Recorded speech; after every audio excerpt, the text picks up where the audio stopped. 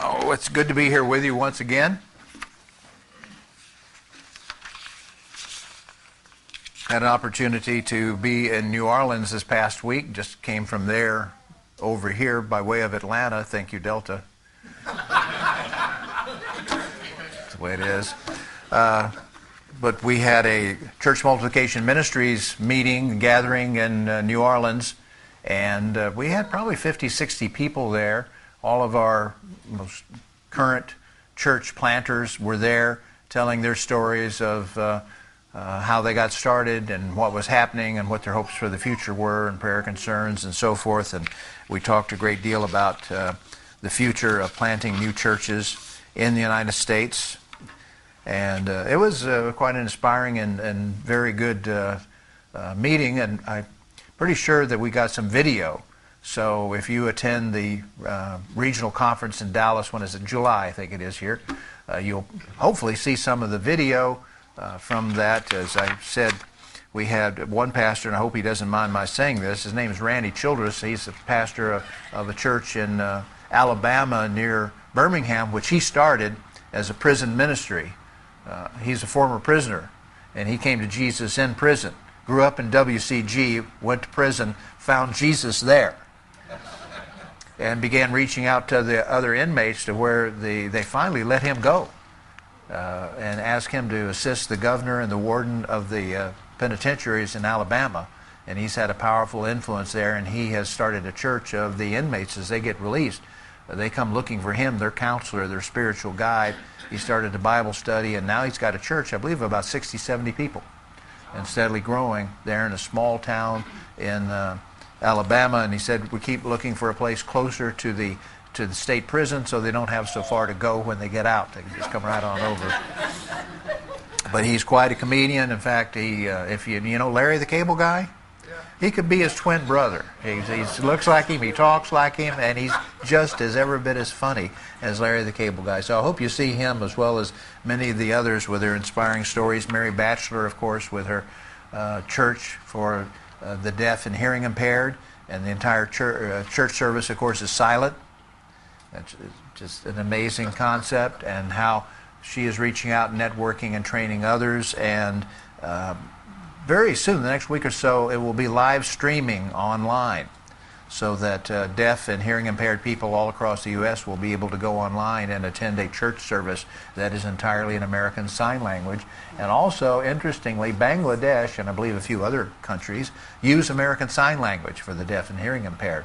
So we're preparing to have that done in Bangladesh as well. So we've got, God continues to bless us with some just unique opportunities. So it was nice to hear about that, and we will be telling you more about it as time goes on.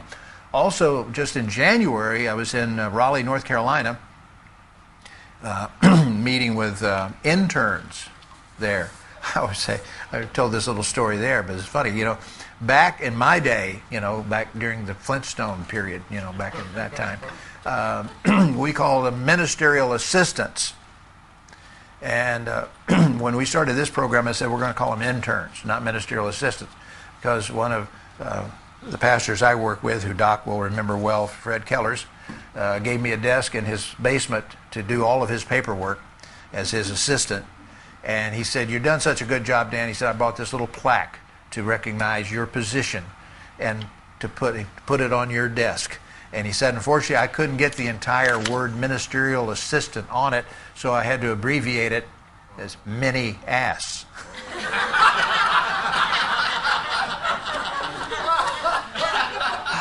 So it's better to call them interns, we're going with that now.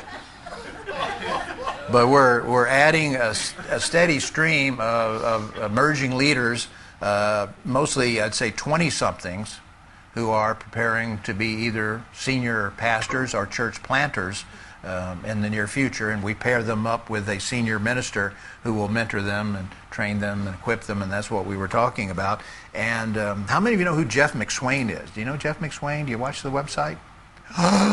Just a few of you do. Oh, okay. Well, Jeff McSwain has come to us from a ministry he started, Reality Ministry. And he's been a specialist in youth ministry for many, many years, and he has an incredible program in Raleigh, North Carolina for the mentally challenged and physically challenged youth. And he reaches out to them throughout the city, and he brings them in and does special training and equipping for ministry for them. We had one young man there, I'll share with you, his name is Zach, and Zach is challenged in some ways, and yet not in his heart, not in his spirit, not with knowing the Lord. And when he prayed, there wasn't a dry eye in the house as he did the best he could. His content was incredible, but of course it was very difficult to understand him as he struggled even with speaking. But the heart is there, and he's doing and there are many more like him. And he is going to intern with one of our senior pastors in a local church. So that was a very inspiring thing. I had the opportunity, along with Greg Williams, while we were there, to ordain Jeff McSwain as an elder in Grace Communion International. And he had never been ordained before. We were all kind of surprised. Jeff, why are you not ordained? He said, well, I've worked with youth my whole life. And he said, I would have been swamped with so many weddings that I would have had to have done if I were ordained. He said, I just didn't have time. I would have been doing weddings every weekend. And so he said, I preferred not to be ordained. But he said, now I'm ready, and if you'll have me, I'm pleased to join you. So he's now an elder in Grace Communion International.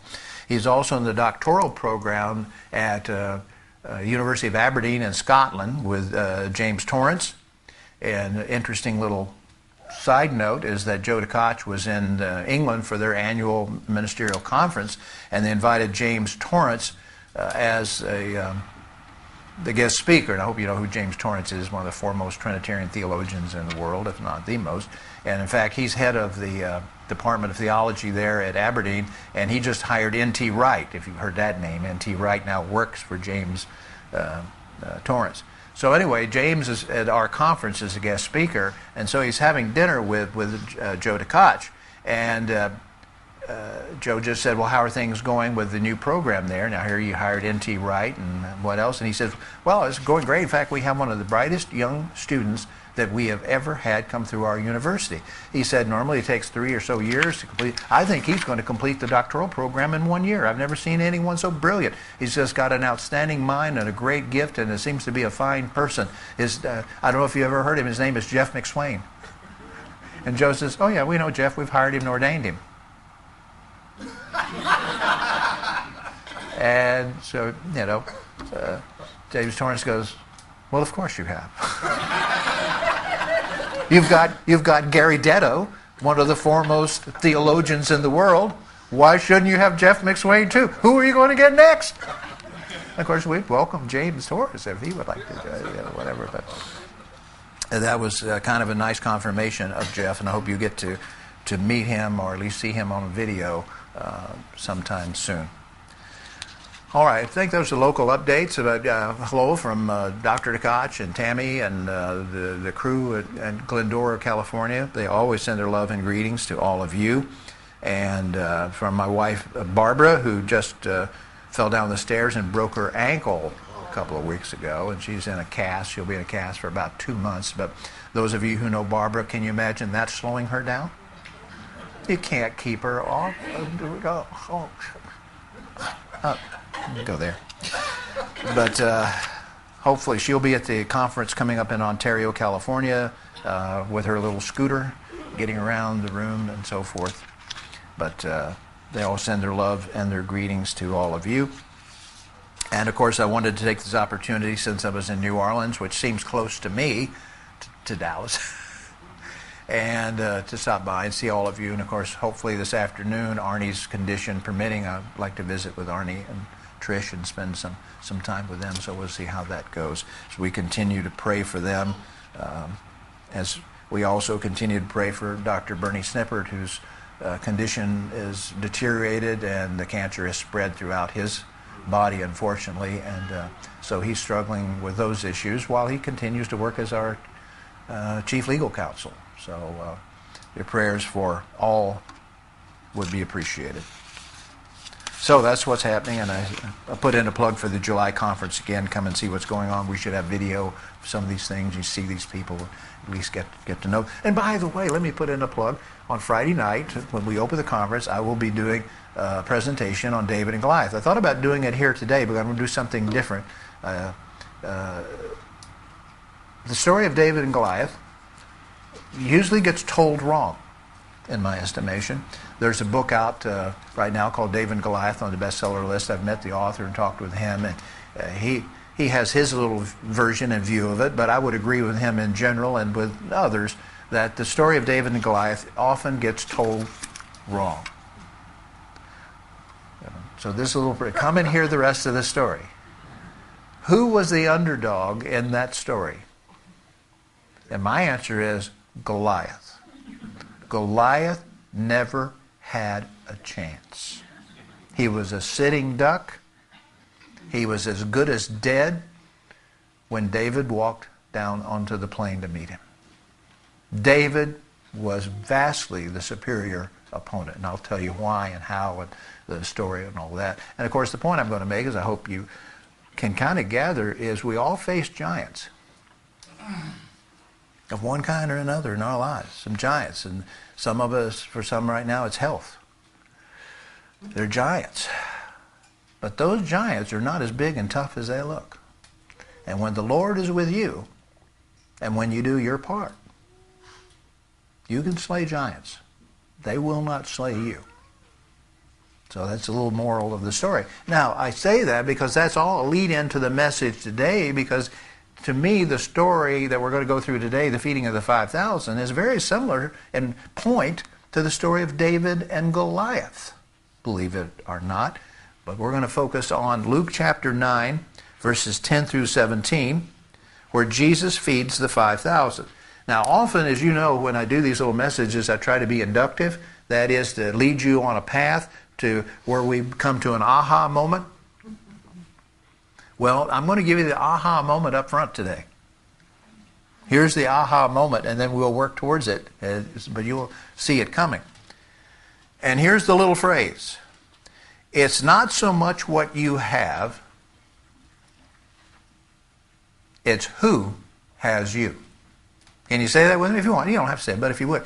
It's not so much what you have, it's who has you.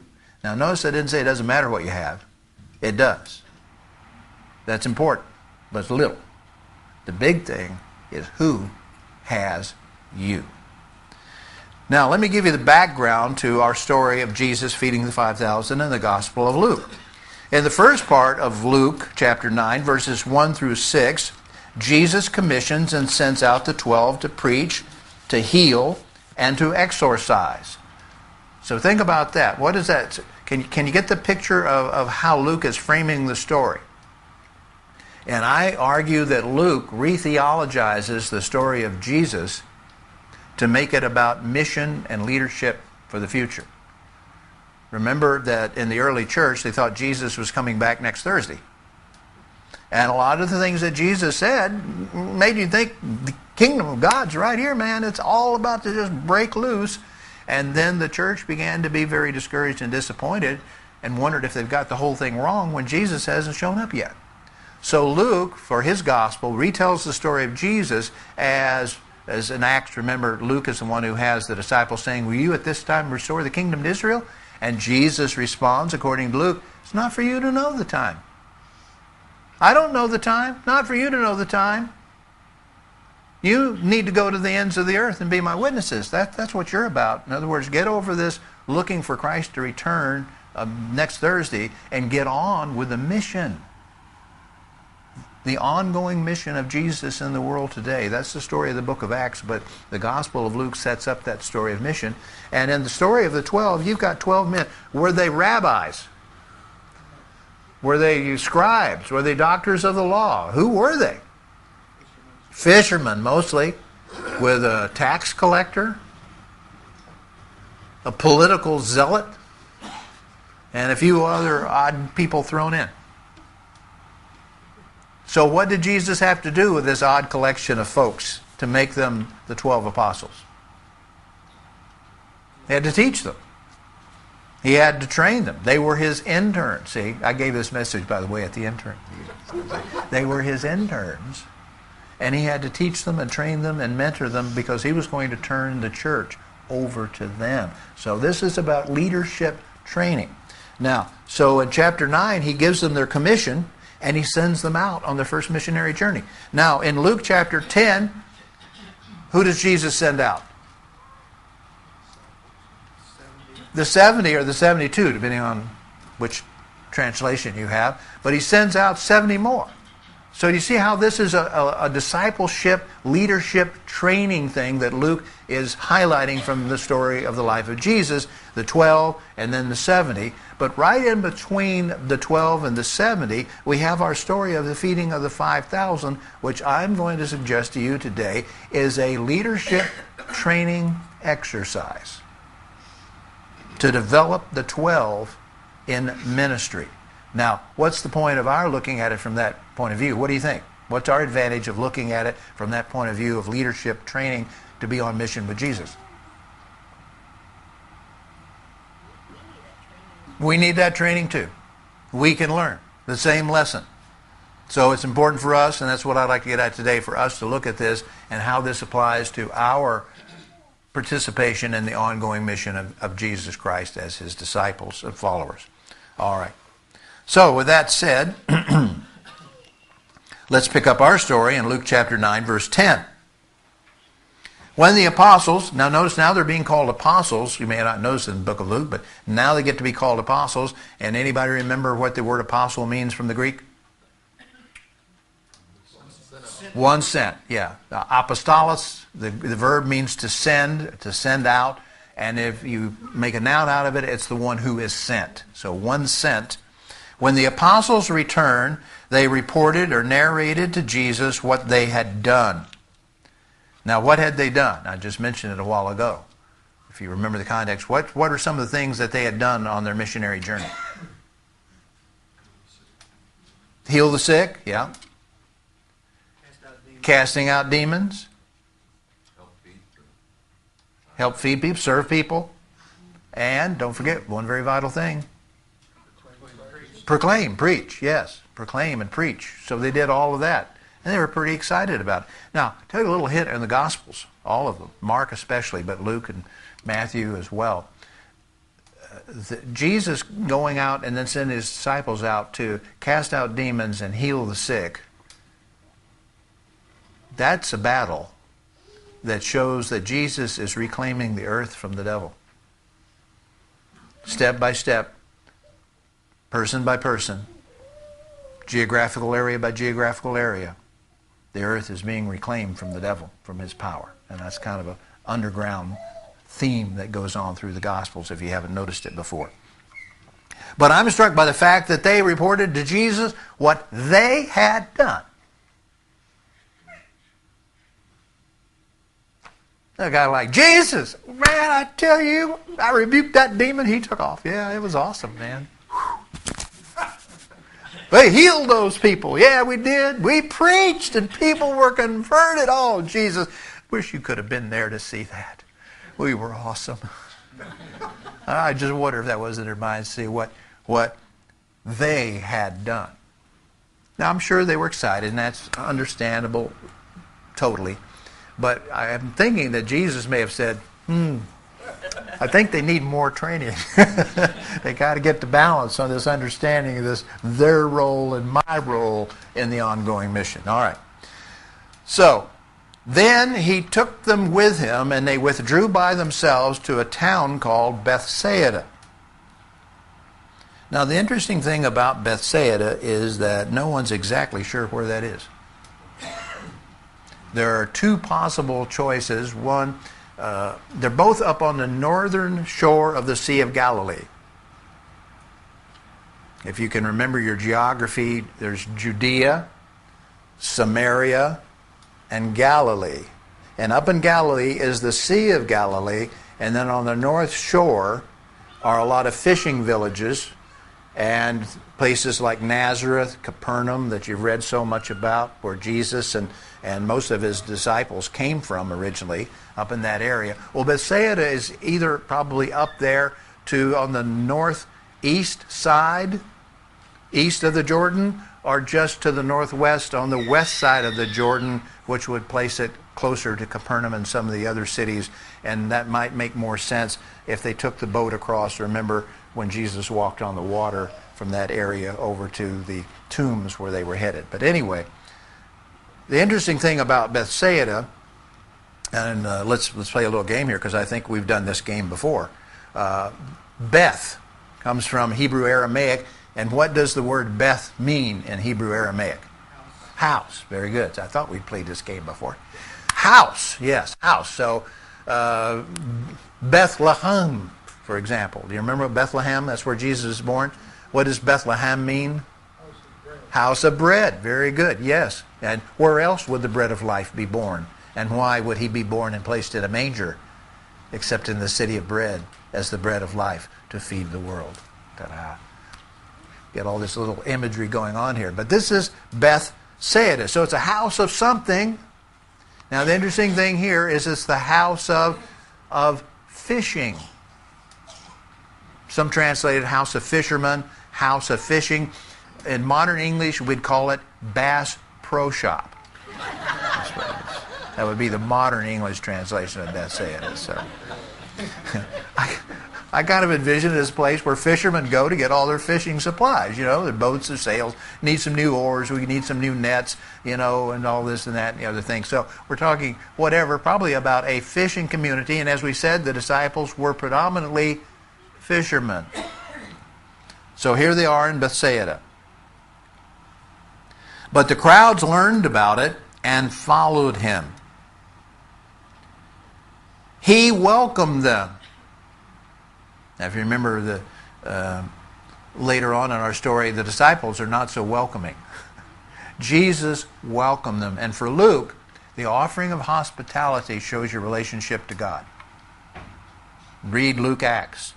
And whenever someone invites you to their home, whenever someone shares a meal with you, shares food, that's hospitality, and that shows their relationship with God and with their fellow man is godly. So the offering of hospitality for Luke is a clue to the relationship. So Jesus offers hospitality to all these people. And the apostles, they're like, oh, nuts. I was hoping for a little rest, relaxation here. And we're hungry and we're tired. And Jesus just says, you all come.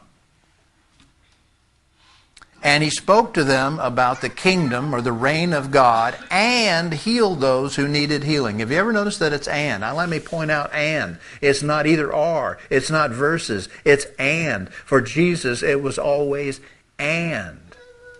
You help people. You serve people. You minister people. And you preach and teach to them. Now I say that because I have seen in reports so many of our congregations who do what they call outreach activities. And they're giving away things and they're, doing stuff. And that's all good stuff. But I'm asking, are you making any disciples? And they're like, what? Well, don't you understand? We gave away water bottles. And, well, we fed some people. And, well, we gave some clothes to the nursing home. And, you've just been a philanthropist so far, which is a good thing. But Jesus always preached and taught. So they go together. When you do good works, you also share the gospel. You reach out, you preach, you teach. You invite people to accept Christ. They go together. It's never either or. It has to be both. Don't just go out and try to share the gospel on the street corner. No, I'm not saying that's absolutely wrong. I'm just saying that's not Jesus' model, because that can often just turn people off. But if you're there ministering and serving to them, as they say, your caring gives you the right to do some sharing. So care and then share. But they go together. It's and. Verse 12, late in the afternoon, the 12 came to him and said, send the crowd away. Notice the difference of attitude. Get them out of here, Jesus. So they can go to the surrounding villages and countryside and find food and lodging because we are in a remote place here.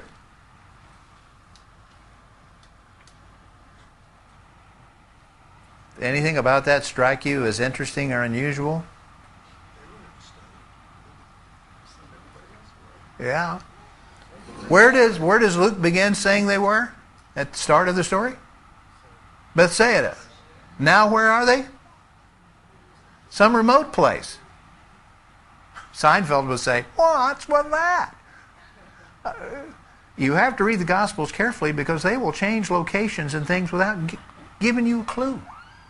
So something has happened here between the start of a story. We don't know what. But at this point, they're not in the town. They're out in the, probably what was pasture land. That's what we call it, grassy plains, a wilderness. And if you are a Googler, you can Google Bethsaida, and you'll see a whole bunch of different pictures of how they envisage this, what the English translation calls a wilderness area. It was like plains where you would graze sheep and that sort of thing, but no people around. Kind of a hunting paradise, you might say, or agricultural paradise, but out in the middle of nowhere.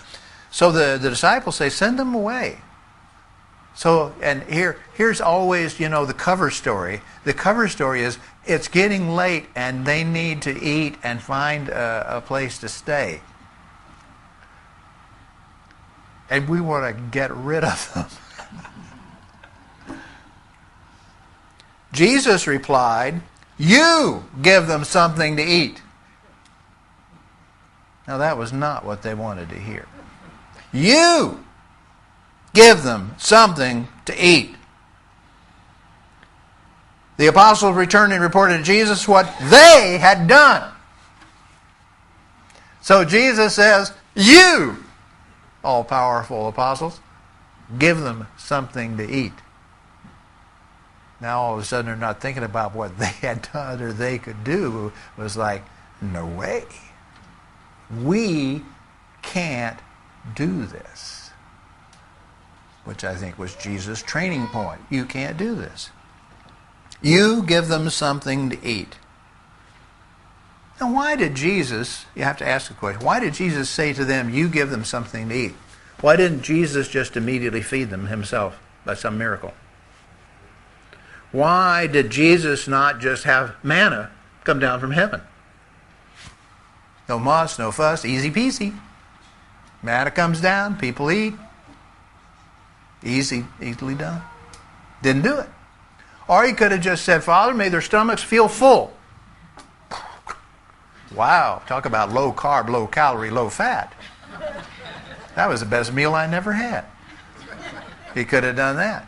Why did Jesus not do some miracle? Why did he not just take a thing like that? Why did he tell his disciples, you give them something to eat? Why do you think? He wanted them to know that they could not do that. Couldn't do it on their own. But what did he want them to do? Put forth some effort. How about the word participate?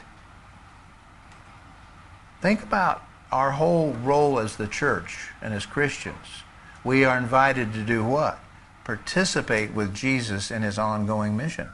To participate and share in the life and love of the Father, the Son, and the Holy Spirit. It's about participation. God invites us to participate with him in what he's doing. Does God need you?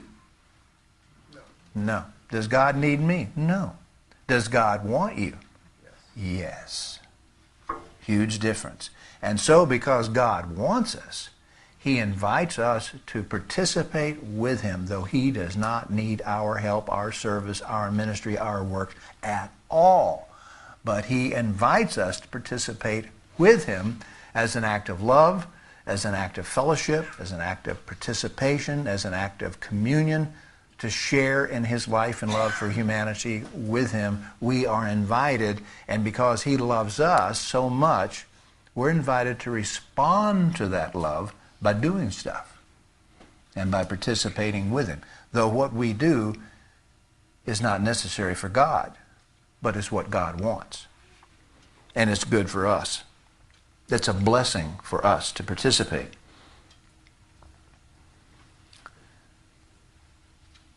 So they answered, "We have only 5 loaves of bread and 2 fish." I have a feeling they've been hiding that information. Because they're thinking, what do we got? I'm getting hungry, man. It's getting late and I'm hungry. What do we got? We got 5 loaves. We got 2 fish. Let's see, how many of us? There's 12 of us, and Jesus makes 13. 5 into 13, that don't go so good. 2 into 13, that goes worse. Man, we're hungry out here in the middle of nowhere, and we hardly have anything to eat, and we got all these people around. We can't even eat in front of them. We got to get rid of them so that we can at least eat what meager little portions we do have. Unless we go and buy food for all this crowd. The Greek word there, laos, is actually a technical term for the people of God. For all these people of God. This is all we have, unless we go and buy food. And then one of the other Gospels, I think it's John, they add, well, that would take several months' salary. We don't have the kind of money to do that. So first of all, we don't have enough food. Secondly, we don't have enough money. Third, we're tired. And fourth, we really don't care.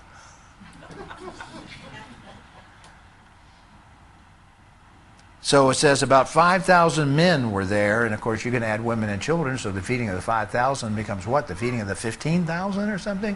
Can you imagine that setting? Can you imagine 12, 13 men standing around with 10, 15,000 people on the fields around them? And this is quite a dilemma, isn't it? But he said, well, here's what they're saying to him. Let's analyze what they in effect are saying to him. Jesus, you're asking us to participate in ministry with you. Now, we'd like to do that. However, or as we like to, but, we don't have enough resources. We don't have enough money. We're old. We're tired. We're stressed. We're scattered, and we don't care. So while we would like to participate with you in ministry, and while we love you, Lord, we don't have enough to do anything. Now, has any local congregation ever thought that way? Present company accepted, of course. Has any denomination ever thought that way? So we can't do it. Do you think that God ever asks us to do a job that he doesn't resource us for? I don't think so. If you can't do the job, that's not a job God wants you to do, because if he wants you to do the job, he will resource you for the job. But you have to look, and you also have to have faith. But he said to his disciples, have them sit down in groups of about 50 each. So you got 15,000 people. Whew. You're going to have them sit down in groups of 50. Now, I've read some commentaries on this, and they point out that this is how the Roman armies broke at mealtime. They broke into groups of 50 to facilitate the feeding of the various sections. They didn't try to feed the whole army. They broke them into groups, and then now, what would that look like? Think about this. You got 15,000 people broken down into groups of 50. What would it look like for 12 men trying to even feed them if they had the food? 12 doesn't go into 50 very well either, does it? What can you surmise what might have had to happen in order for this to take place? What would the 12 have had to do to feed 15,000 divided by 50 groups of people? Aha! Get help. Huge leadership training point. Get help. You can't do it by yourself. You've got to enlist the help of others. And by enlisting the help of others, you allow them to do what? Participate and emerge in leadership and be a part of leadership training. I've talked to pastors, and I'm not trying to put anybody down. It's just a fact of life. Is sometimes we just don't get the picture. And I've said, well, how you doing? I said, well, I tell you, this church, we've got some problems. We've got no leaders here. There are no leaders in this church. I have to do everything myself. Oh, yeah? I think I'm seeing the problem right here as to why you don't have any leaders. You can't have leaders if you don't give people the opportunities to serve and to grow and to develop in leadership. You have to multiply ministries to multiply leaders, which eventually multiplies disciples and churches. But really a key is multiplying leaders. You've got to give people opportunities to serve and to learn ministry, to participate, and to come forward. I'm going to suggest that the 12 had to go, hey, you guys, who wants to help? I will. Come on over. Now, here's what we're going to do. Now, you guys go out and get some other guys and get them to help you. And then we'll get a group assigned to each group of 50. We'll have a delegated group of people who will be responsible for passing out and collecting the food. This is a huge leadership training operation. Huge. 15,000 people are going to be ministered to by 12 men. But I think they had to share the ministry with others. So he had them sit down in groups of about 50 each. Then the disciples did so, and everyone sat down. Verse 16, taking the 5 loaves and the 2 fish, and looking up to heaven, he gave thanks and broke them. Think about the verbs there. Taking, participle, taking, giving thanks, and breaking. Have you ever heard that kind of formula before? What's that a formula that's used in? The Lord's Supper. It's a formula that's used in the Lord's Supper. You take, you bless or give thanks, and you break. This is, in one sense, a type of the Eucharistic meal, the Lord's Supper that is to come, and the marriage supper of the Lamb. So there's some typology that's present here in this. Now, I was giving this to a mixed group of Christian folk, this same message one time, and I just said to them, I said, so Jesus invited the multitudes to come, and he took the bread, and he blessed it, and he broke it, and he gave it to each. Oh, but first he said, are there any Baptists here? Because we don't do communion with Baptists, you know. Are there any Methodists here? Well, we're not so sure we're on the same page either. Where are the Lutherans? Well, the Missouri Synod for sure. They don't want to do it with us. We don't want to do it with them. And there was a little snickering that broke out across the room as they began to say, yeah, what's with that? Why is it that Christians won't even take communion with each other? And yet Jesus invited the multitudes to sit down before him without questioning their affiliation, and ministered to them and fed them and broke the bread. Okay, let's also compare Jesus' reaction to that of the apostles. What was the apostles' reactions to you feed them?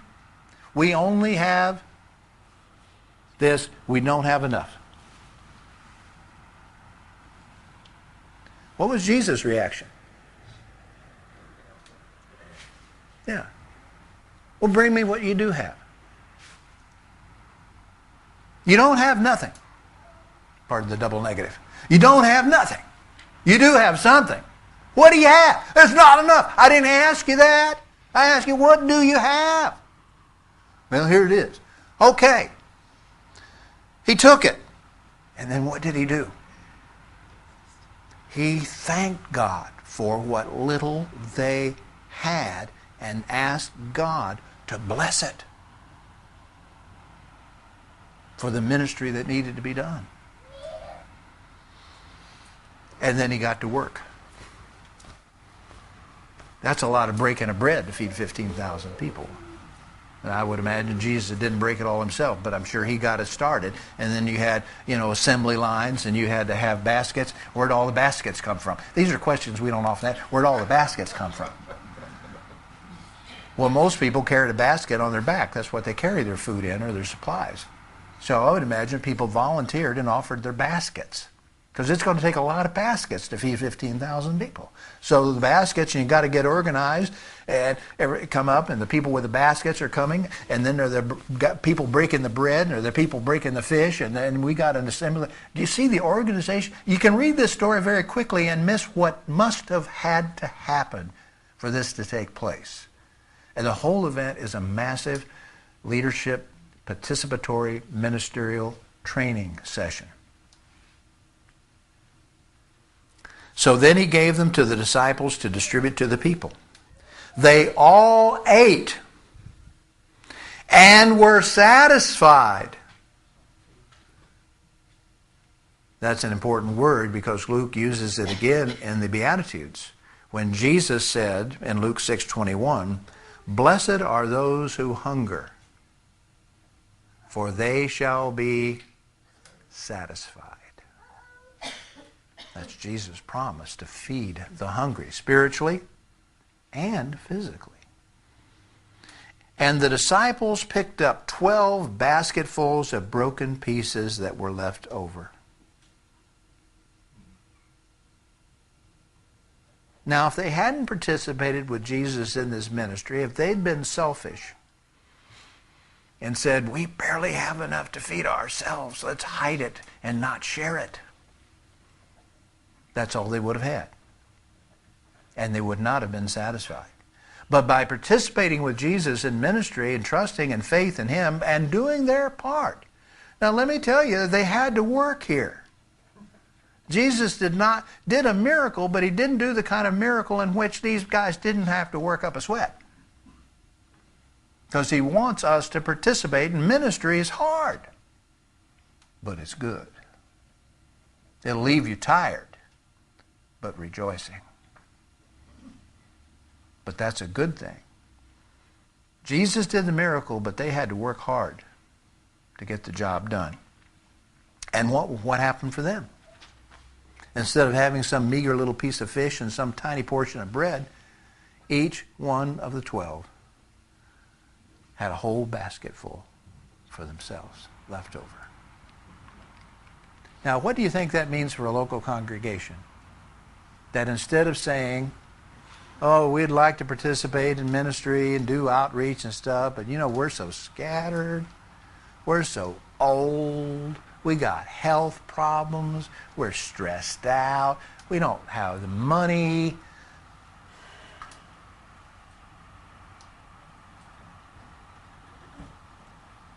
What's going to be the condition of that church long term? It's going to die. But that attitude will lead to dwindling, diminishing, and deaths. And you just go ahead. No, I'm sorry, I'm not speaking to you. I'm speaking hypothetically. You just go ahead and think that way, and you eat your meager little crumbs and eat your little tiny pieces of fish, and when that's gone, you're gone. But if you have the faith to participate in the mission of Jesus Christ and take what you have and say, "Lord, what can we do with this?" And let's be smart. Let's strategize. This is strategy. This is where I tie it into David and Goliath. And maybe I'm giving too much away, but it's all right. What was Goliath's strategy? I mean, he's depending on which manuscript you go by, he's 6'9" to 9'9". 6'9" was a big man in those days. What was his strategy? Show up. Yeah, I think Doc's right. Show up. I'm Goliath, man. I'm huge. I show up. What was Goliath wearing? 250 pounds of armor. How quick are you with 250 pounds of armor? With a spear the size of a weaver's beam. And a sword, a scimitar. And all his armor and all this. And what are you expecting? What's your strategy? What are you going to have David do for you to win? Come and stand in front of you. Go. And what does Goliath say? Come here. And David's going, I don't think so. I'm not getting anywhere near you, you stupid giant. Let me just get my sling back here from about 100 yards away. I don't have to get anywhere close to you. And a sling hurls the missile with the impact of a .45 caliber Magnum pistol.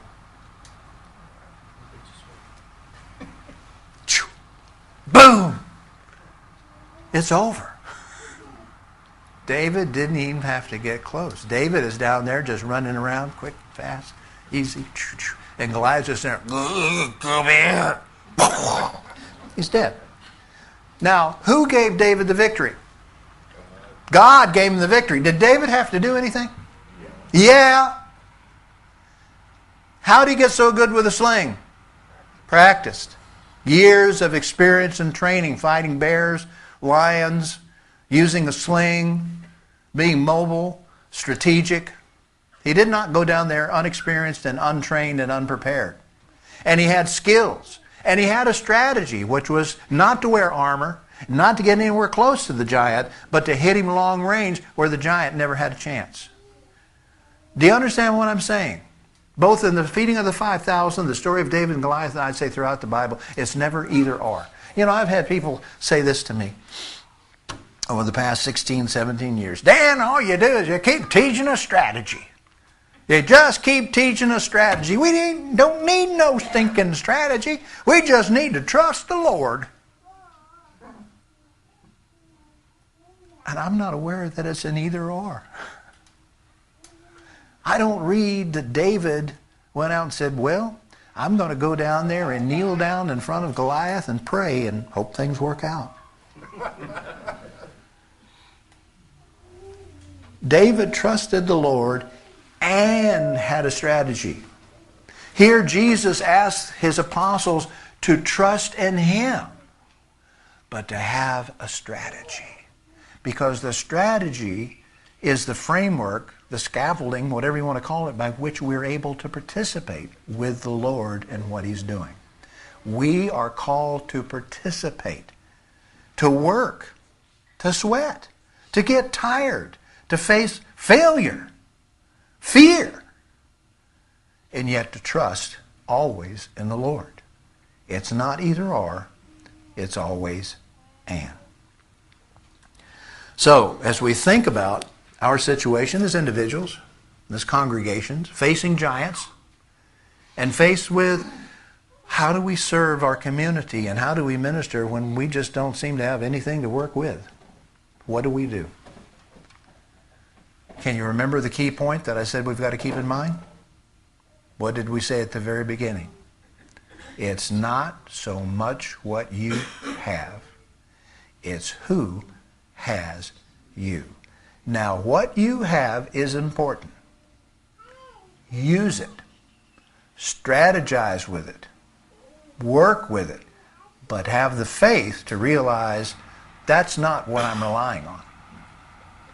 I'm relying on the Lord. But I'm going to use what the Lord's given us and be thankful for it and use it to his glory and just stand back and watch what the Lord may do. He may feed 15,000 people with 5 loaves and 2 fish. He may just slay a giant in the hands of a young shepherd boy. What may he do in your life and in the life of your congregation? It's not so much what you have, it's who has you.